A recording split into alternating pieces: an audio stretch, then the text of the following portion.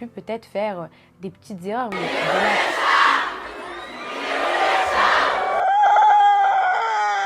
Hi guys and welcome back for another video.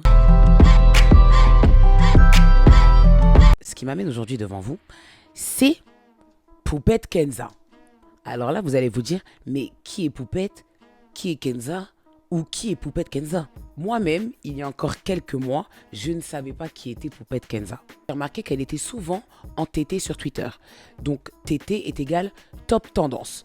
Quand je suis allée voir son hashtag, j'étais assez surprise du déferlement de haine qu'il y avait sur le hashtag. Et j'ai tout simplement essayé de comprendre le pourquoi du comment. On va commencer par le commencement. Qui est Poupette Kenza? Kenza Benchrif est une influenceuse de 21 ans, mariée, maintenant mère de 2 enfants, qui partage son quotidien la plupart du temps sur Snapchat. On arrive mon fils. Ça y est. C'est ce que je redoute quand on est en voiture. On arrive. Je suis rentrée, la tétée direct. Là, après, je vais aller gonfler la piscine. Elle a une très grande communauté sur Snapchat ou sur Instagram qu'elle a acquis au fur et à mesure du temps. Je faisais du 5h du matin à 20h. Des journées comme ça, je rentrais, mais j'étais KO. Vraiment, j'étais rincée. Enfin, on a enchaîné à l'âne pareil. On est parti à Dubaï en voyage de noces. Tout se passait très bien. On avait pris nos petites économies. On les avait mis de côté. Et quand j'étais là-bas, ma mère m'appelle pour me dire que la voiture, elle est plus en bas. Elle me dit que la voiture, elle est pas là et qu'elle a vu des petits débris de verre par terre. Donc direct, la voiture pour moi elle a été volée, etc. Ça reste toujours un mystère. Et donc moi j'ai pris mon snap naturellement comme je fais maintenant. Et j'ai pleuré sur Snap, j'ai dit les filles, s'il vous plaît, si vous retrouvez ma voiture, etc. C'est vrai que ça a été un peu partagé partout et tout. Et c'est là, c'est vrai que j'ai commencé à créer un peu ma communauté. Voilà, grâce à ça on va dire. D'accord. Elle partage vraiment tout son quotidien. Elle a partagé ses grossesses. Elle partage les détails après ses grossesses. Elle partage également ses accouchements, sa vie conjugale, sa vie avec ses enfants. Voilà, c'est une influenceuse qui repartage vraiment sa vie dans les moindres détails. Après avoir vu une vidéo de Kenza où elle était vraiment en larmes.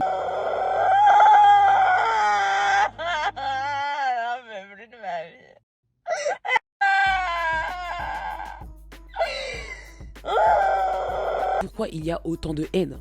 C'est surtout ça la question que je me suis posée et ça sera ça la question de cette vidéo. Et je tiens également à préciser que cette vidéo en aucun cas a été réalisée pour descendre Kenza ou pour descendre ses actions ou pour même descendre les personnes qui la critiquent sur Twitter. Moi, je ne suis personne pour juger. Grand bien vous fasse. J'observe simplement la situation d'un point de vue extérieur et je trouve ça important de repartager ça. Poupette Kenza est extrêmement suivie et peut-être que même vos filles ou même vos fils la suivent. J'ai regardé une interview qu'elle avait faite avec Jérém Star et elle explique que c'est au moment où sa fille Céana est née que le harcèlement a commencé. Tout ça, ça part de quoi exactement? Parce que c'est vrai que ça prend des proportions pas possibles. Ça fait suite à, on va dire, ce qui se passe depuis un certain moment sur les réseaux sociaux. Tu es victime, on peut le dire, D'harcèlement. de cyberharcèlement depuis combien de temps? Explique-nous.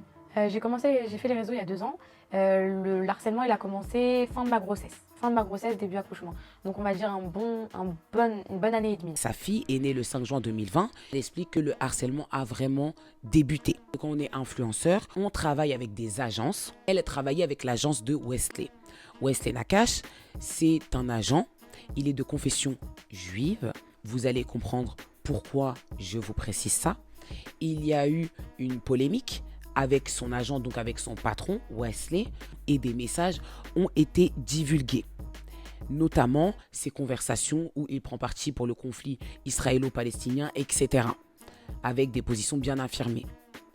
Wesley a une agence où il y a beaucoup de personnes maghrébines et beaucoup d'Africains de confession musulmane. Cette polémique avait donc déclenché la colère et l'incompréhension de Poupette Kenza. Elle a donc fait un mot sur Snapchat expliquant qu'elle se désolidarise de chacun de ses propos et qu'à l'avenir, elle ne travaillerait plus avec Wesley. Et l'histoire ne s'est pas terminée aussi simplement.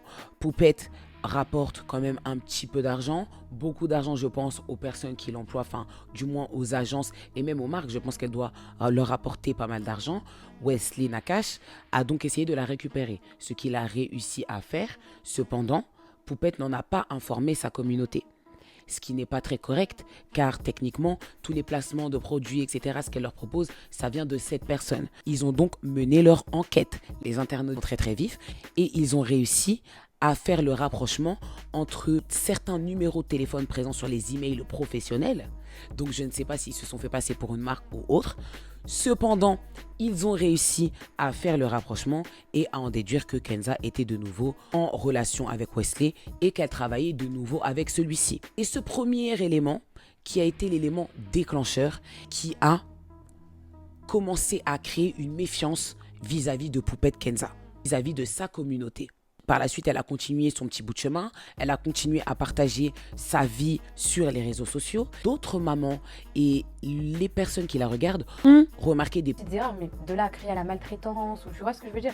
En fait, j'éduque juste ma fille à ma manière et ça, elle l'entend pas. Ils ont remarqué que voilà, le rythme de l'enfant, etc. n'était pas forcément optimal. C'est beaucoup de snaps interprétés qui ont mené aux services sociaux. Les internautes ont pris la décision de prévenir les services sociaux. Les services sociaux, c'est pas possible, c'est pas sérieux là ce document. Mais c'est un document officiel, il y a des noms, il y a des signatures. Mais attends, il y a une enquête suite à des screens de tes stories, à des interprétations. Voilà. On a contacté en fait les services sociaux pour en gros te balancer. Balancer des choses fausses. Il y a une vidéo où on était à Marrakech en vacances, elle est dans la piscine, donc je la filme. Et en fait, elles ont envoyé cette vidéo en disant qu'elle était toute seule dans la piscine. Ok, mais c'est qui filme? Tu vois, c'est des trucs comme ça, tu vois. Quand j'ai reçu cette lettre, ça a été pour moi le pire cauchemar qui se réalisait. En fait, je pensais jamais que ça allait aboutir. J'ai expliqué que j'étais influenceuse, qu'ils vont recevoir des signalements tout le temps, que voilà quoi. Et elles ont dit qu'elles étaient mandatées pour venir, donc elles n'ont pas le choix de venir. Ce qui est vraiment horrible pour une famille et pour une jeune maman qui est à l'époque avait l'air très spontanée. En parallèle de ces grosses histoires et des gros événements, on va dire, qu'il y a eu dans sa vie, elle a continué, elle a toujours fait ses placements de produits, etc. Et ça aussi, c'est quelque chose qui pose problème. Dans le sens où les personnes estiment que des fois, elle fait des placements de produits frauduleux. Par exemple, les bandes qu'elle vend en ce moment ne sont plus aux normes. Il y a beaucoup de gens qui témoignent, qui disent qu'ils n'ont pas reçu les produits commandés et dont elle fait la pub. Donc tout ça aussi, ça la met également en porte-à-faux. Elle a partagé son mariage sur YouTube, très grands événements, qui a également emmené à son lot de critiques, toujours sous le même hashtag Poupette Kenza. Après son mariage, elle a reçu une lettre.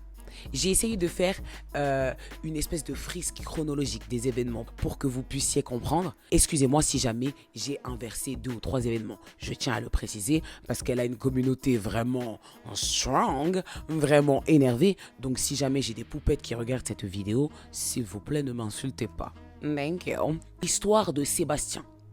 Donc Sébastien, c'est un jeune homme qui lui a envoyé une lettre, qui lui a expliqué son mal-être, sa maladie, etc., qu'il avait besoin d'argent pour pouvoir continuer de vivre, pour faire les examens médicaux. Poupette a donc organisé une cagnotte auprès de sa communauté.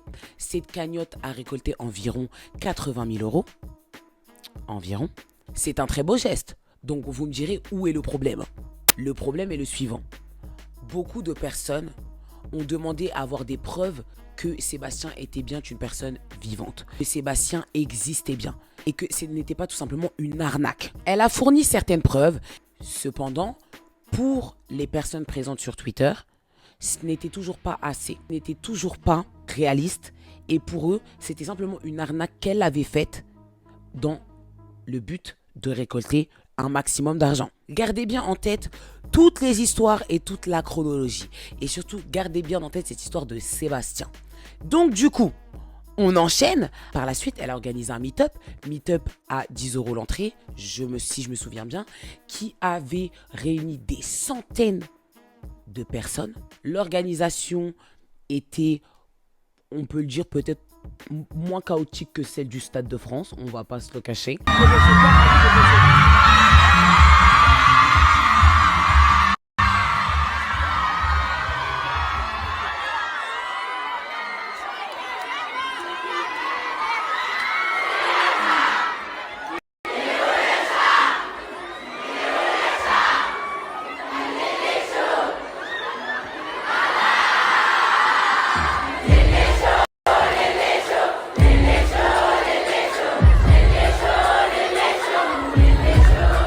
Mais il y a quand même eu des bagarres. Eh, je savais!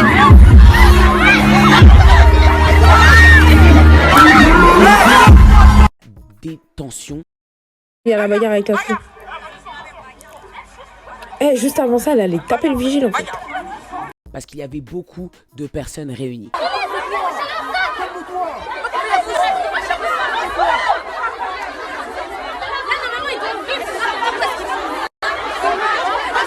personnes ont payé et malheureusement n'ont pas pu la voir et n'ont pas pu assister à son meet-up. J'allais dire à son showcase, mais non, mais quand tu vois les images, la vérité, on dirait un showcase. Bref, après son meet-up, quelques temps après, elle est partie en vacances. Pendant ses vacances, elle a subi un cambriolage.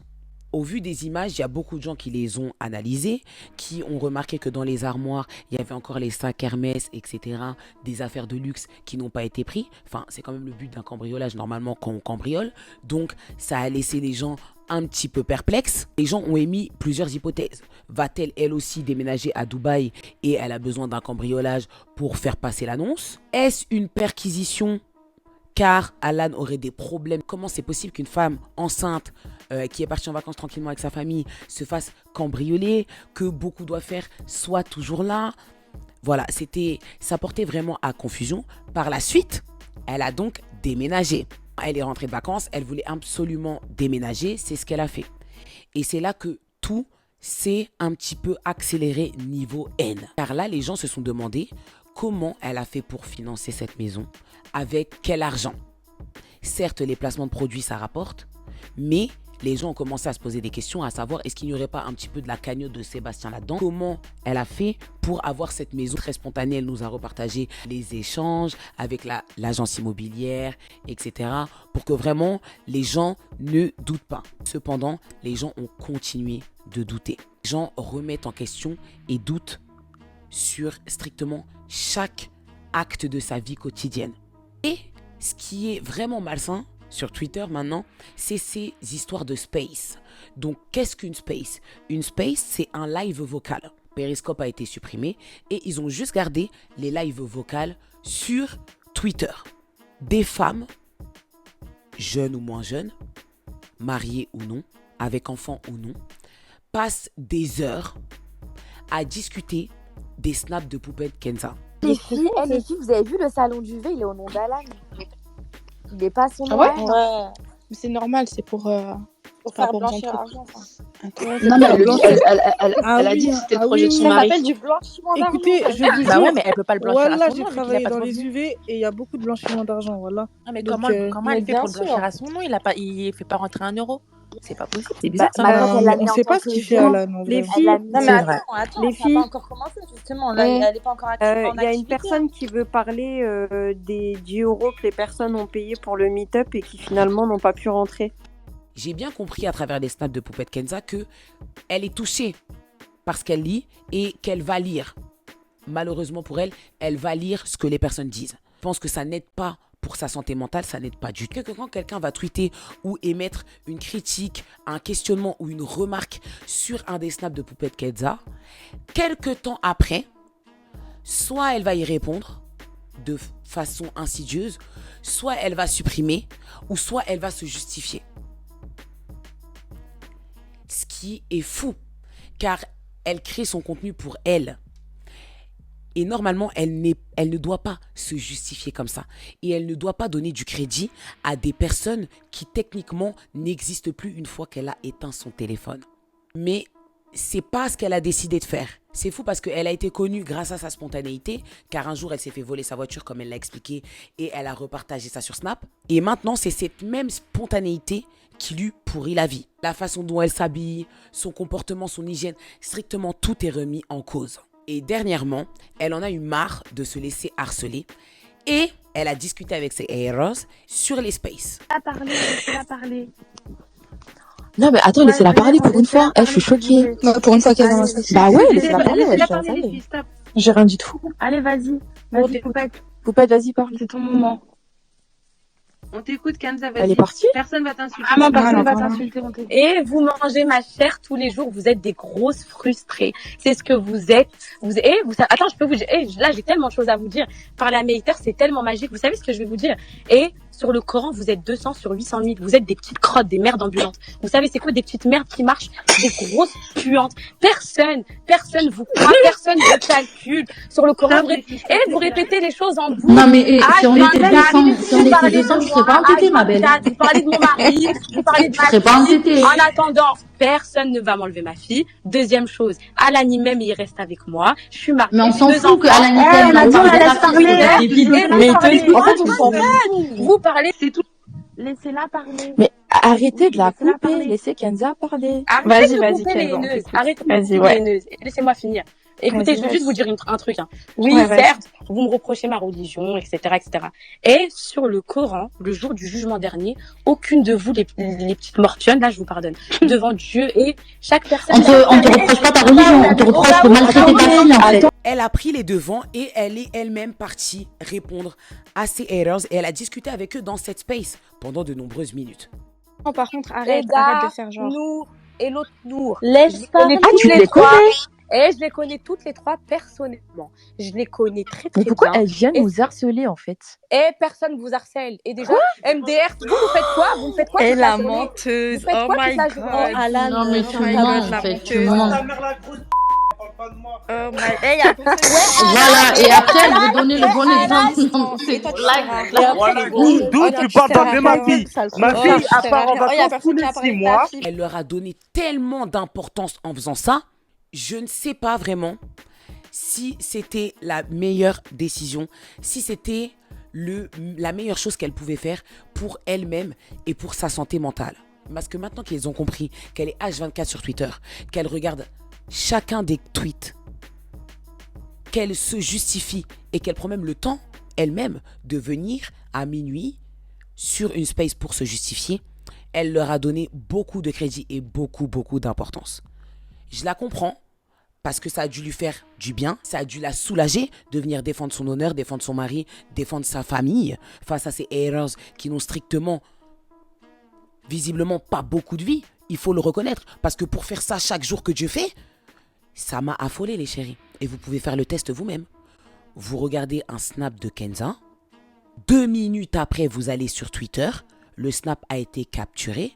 Un roman avec introduction, paragraphe argumenté, conclusion pour t'expliquer qu'est-ce qui ne va pas. Alors que quand tu les écoutes dans la space à minuit, elles-mêmes, des fois, tu peux entendre leur gosse crier derrière à minuit. Et toi, tu viens critiquer l'éducation de quelqu'un. Mais attends, non mais... Attends, j'étais là. J'ai essayé de comprendre le phénomène, mais j'ai pas compris. Jusqu'à maintenant, j'ai pas compris. Pourquoi tant de haine envers cette personne, envers cette jeune femme, envers sa famille? Jusqu'à présent, je n'ai toujours pas eu la réponse à mes questions. Tous les éléments que je vous ai énoncés, tous les doutes que ces fans ou haters émettent, je peux les comprendre. Mais dans tous les cas, ce n'est pas une raison pour qu'une jeune femme subisse un tel déferlement de haine. Ce n'est pas une raison. Je suis sur un tweet qui résume totalement ce qui se passe sur ce hashtag. Et ça sera le mot final de cette vidéo. Que ça soit ses fans ou ses haters, ce que j'ai pu constater, c'est que tout le monde est complètement taré. Je n'irai pas jusqu'à dire taré parce que je respecte autrui, mais c'est assez affolant de voir l'implication que les personnes ont, que ça soit fan ou non, dans la vie de Poupette Kenza. Et c'est ça qui m'a intriguée. Et voilà pourquoi j'ai essayé de comprendre, après toutes ces minutes de vidéo, qu'est-ce que tu en penses de ce phénomène Poupette Kenza. N'hésite pas à me dire dans les commentaires. Et surtout, est-ce que tu connaissais cette influenceuse? N'hésite pas à mettre un petit pouce vers le haut si cette vidéo t'a plu. Rejoins-moi sur Snapchat, TikTok et Instagram. Et je te dis à la prochaine for another video.